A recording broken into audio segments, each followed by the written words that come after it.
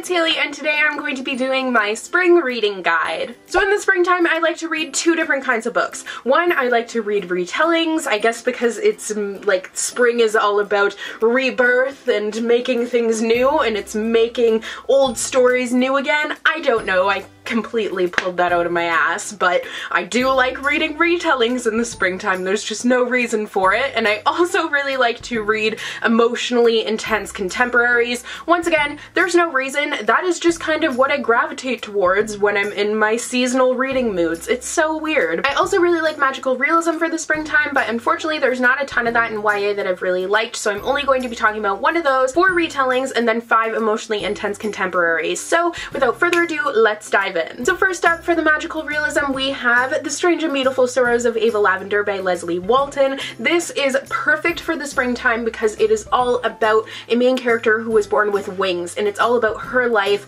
It's very sad and heartbreaking, but beautifully written, very whimsical, so it has kind of that spring whimsy that I really love, and it's just an amazing novel. Also, wings, so it's like a bird. It's awesome! Next up is the first of the retellings that I'm going to be talking about today, which is Geekarella by Ashley Poston. This is perfect for springtime because it's a retelling of Cinderella, but it takes place in modern times, and Cinderella is essentially a geek, just like it says, and the Prince Charming character is actually a famous actor who is supposed to star in a remake of her favorite sci-fi show. So it just is so awesome. It was so well written, super cute and quick and fun, and just a heartwarming, feel-good read. Next up is The Wrath in the Dawn by Renee Ahdieh. This is a retelling of 1001 Nights, where Khalid, he takes a new bride every night, and by morning that bride is dead. Now our main character, Shahrazad, I can't say her name at all, so she's called Shawzy, I think, I feel like, but I'm just gonna call her Shawzy or Shaw, whatever. I'm just gonna say Shawzy. But after her best friend falls to this fate, she decides that she's going to volunteer herself as his next bride in order to kill him and put an end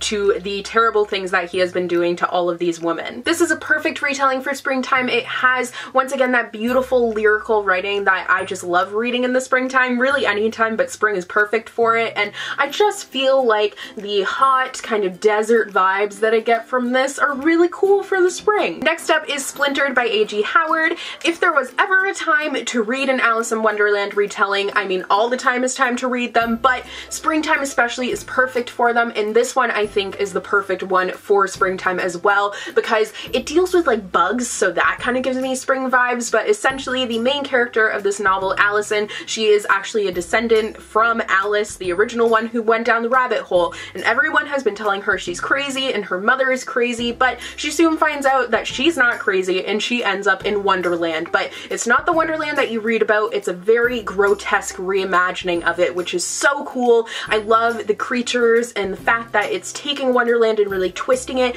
and bringing out that dark side of it. It is awesome, and especially this is a trilogy, but I think the first book is the one that you should read because the first book is awesome, the second book is good, the last book was meh, but this one was awesome. Also, just look at that cover. Does that not give you spring vibes? Because it gives me spring vibes. And the final retelling on this list is Entwined by Heather Dixon. This is a retelling of The 12 Dancing Princesses, and it is adorable and so much fun, but also kind of has a dark side to it, which is awesome, and I just love this one so much. And once again, the cover gives me intense spring vibes, and even the story with all the princesses and the sisterhood and the dancing, it is awesome. So now getting into the contemporaries, first up is The Female of the Species by Mindy McGinnis. This is perfect for anyone who likes novels that are about social justice issues. This one and The Hate U Give, which I also would have included on this list if I hadn't just wanted it to keep it to 10, but The Hate U Give, just read it, it's amazing. But this one is also so good. It deals a lot with rape culture and feminist issues, and it does it in an amazing way. It's just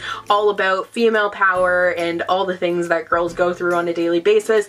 It is awesome and you need to read it. Next up is The Sun Is Also Star by Nicola Yoon. This is all about Natasha, who is about to be deported back to Jamaica. She was born in America, but her parents are illegal immigrants, which therefore makes her an illegal immigrant, so she is about to be deported to a country that she has never known, and on the day she's going to be deported, she ends up meeting Daniel, who is a Korean American, and they end up striking up this relationship that is basically doomed for failure, and it's just such a beautiful story. They're really polar opposites because Daniel is more right brain and Natasha's more left brain, like very logical, scientific, whereas Daniel's kind of a dreamer. So it's this meeting of two polar opposites that make this beautiful relationship that you just know is going to end terribly, and that is what makes this novel amazing. Next up is A List of Cages by Robin Rowe. This book is all about bravery and brotherhood and how important relationships are and just love, the power of love, and it is a beautiful story that I feel like you need to go into not really knowing a lot.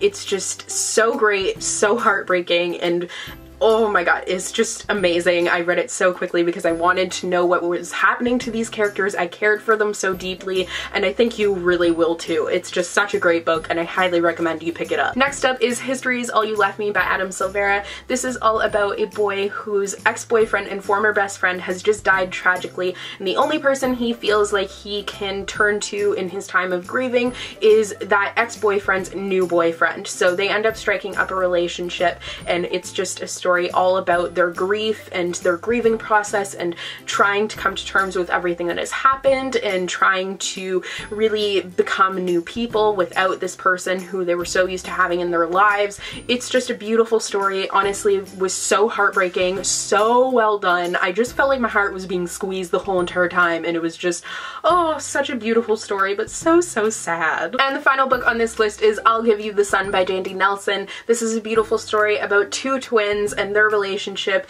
It alternates between them when they were younger and them in present day, and you see both of the siblings' perspectives as they used to be so close and then they start to drift apart.